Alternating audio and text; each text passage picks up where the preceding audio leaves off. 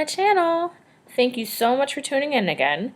I decided to do this full-on glam look for you guys today because my first two videos have been pretty neutral, pretty natural looks.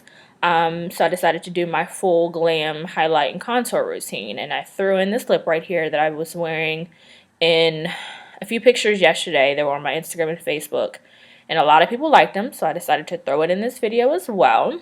I did film my brow routine again. I filmed it a few weeks ago, but I didn't like how it was, so I went ahead and filmed it again. That video should be up right after this video. So if you want to see how I got this full glam highlight contour routine, please stay tuned.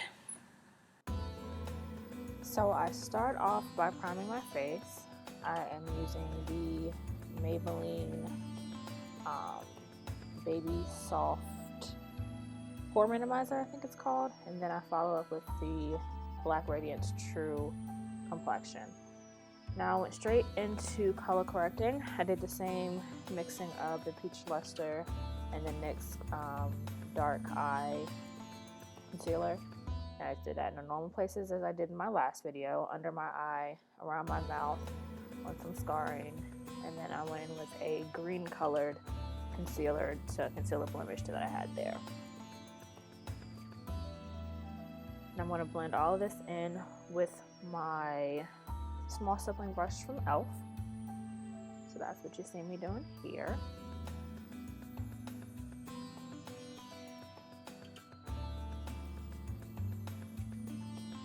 And I poked myself in the eye. You don't want to do that. It hurts.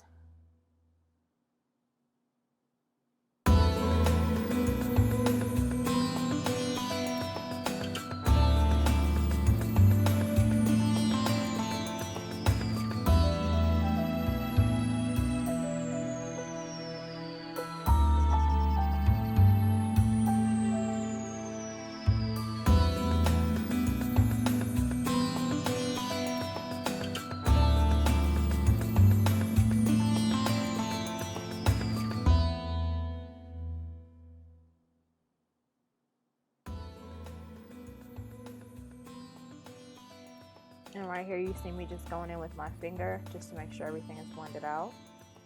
I then went in with my normal foundation. Currently it's the MAC Waterproof Nourishing Foundation. And I do the same thing as I always do. Now we're going to start the highlight process. This is just a beauty supply store highlighter. I can't think of the name. I will put it down in the description box. But it's really, really good. It has the consistency, to me, of the LA Girl Pro Conceal. And it gives full coverage like the higher end versions like MAC Pro Longwear Concealer. So I just put that under my eyes. I'm going to put that,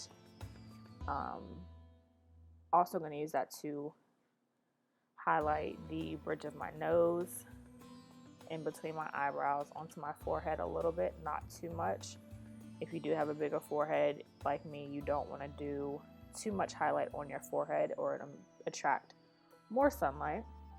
And I also do that a little bit under my chin. Now I'm just going in with a lighter concealer. This is the MAC Prep and Prime Highlight Pen in Bright Forecast.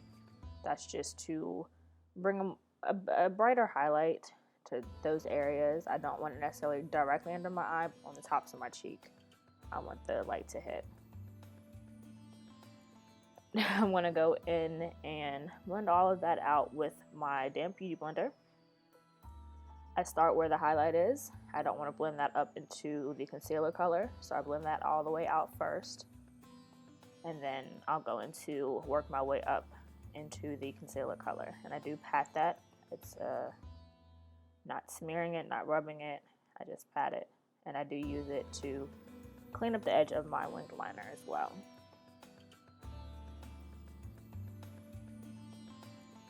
And do that all the way around my face. And once I am done with the eye portion, I will go in with a little bit of powder directly under my eyes to set that so it doesn't crease before I finish the rest of my face. Now on to one of my favorite parts, highlighting. No, we already did that. Contouring. Just kidding. This is the Graftobian kit that I showed in my last video. I do use the second darkest shade. It was off screen. I'm sorry. But I just take that and I do the fishy face to see where the hollows of my cheeks are. I know where they are, but just for the video purposes, you can see that line right there. And I tend to do it a little higher than the hollows of my cheek, because when I start blending, I know that some of it will blend down, and you don't want to take the concealer too far down your cheek. You can see it a lot better on that side. I generally don't like to take my contour on my cheek too far, kind of right to the edge of my eye a little bit more, about right where the pupil starts. And then I will take that around my forehead, then my temple area, just to bring my forehead down some. I do go with a darker color near my hairline so it blends in a little bit better. Now I also contour my chin, or under my chin. It will make the face look slimmer. The point of contouring is to where you want shadows to be. So if you want something to look smaller, you want to hide something, you want to contour that area. I like my nose. It's pretty small already, but I do contour it so to make it look a little thinner. I don't take my contour all the way up to like my eyebrows or anything.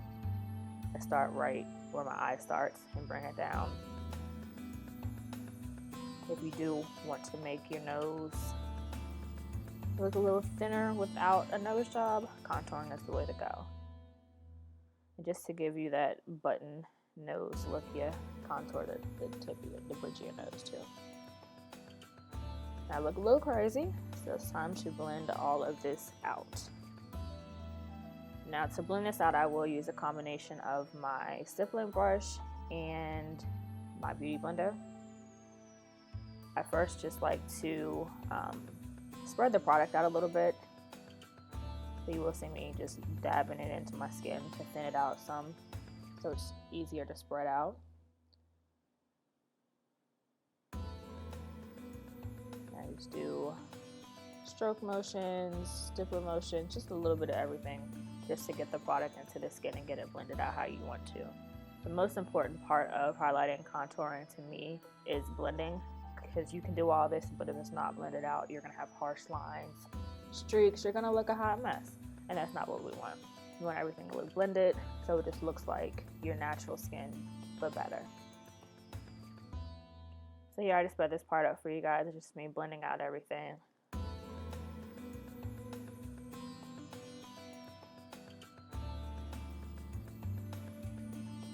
And with the highlighter on my forehead, I like to go with the darker color first, blend that into my hair, and then move down to the forehead color. Don't be alarmed, I will go back and blend that out.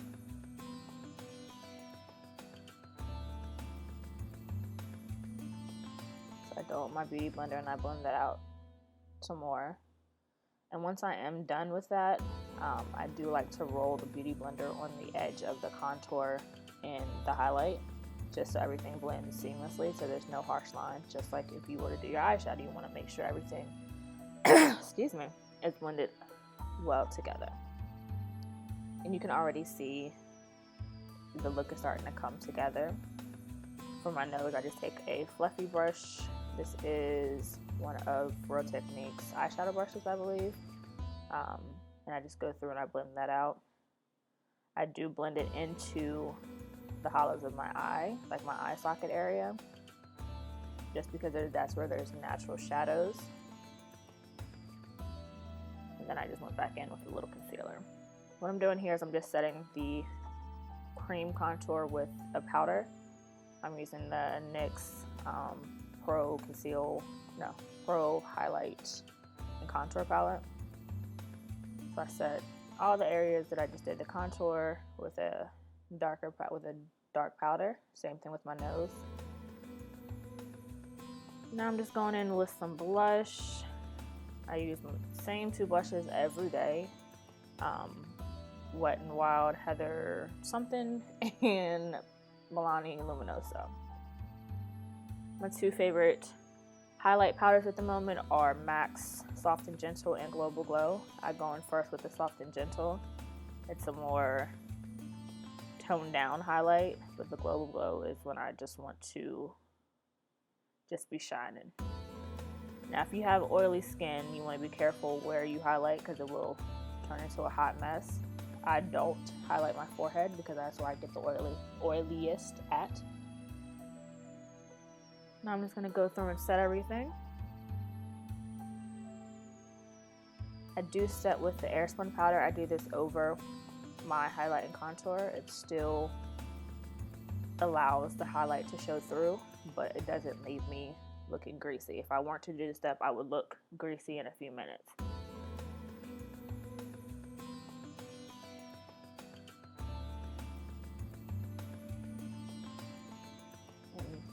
That is the finished highlight and contour routine.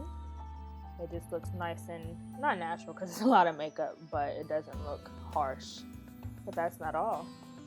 I did throw in a bold lip.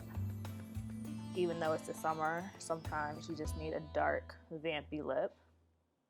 I had some cocoa butter chapstick on, so I just took that off, or dabbed it off some. I'm going in with MAC's Night Moth. I line the lips first and then I fill them entirely in with the pencil. I don't overdraw my lips unless it's like a nude. This is so I'm just outlining my natural lip shape. Then once I finish that, I'll go on top of that with MAC's Sin all over, and that's pretty much it. And this lip did last me last night all the way through dinner. I had to touch up a little bit, but not too much. With matte colors, they're gonna tend to last.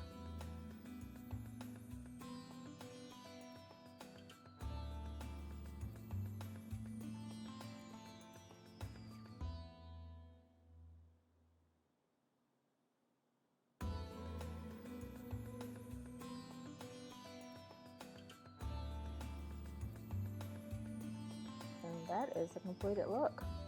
I hope you guys enjoyed watching this video.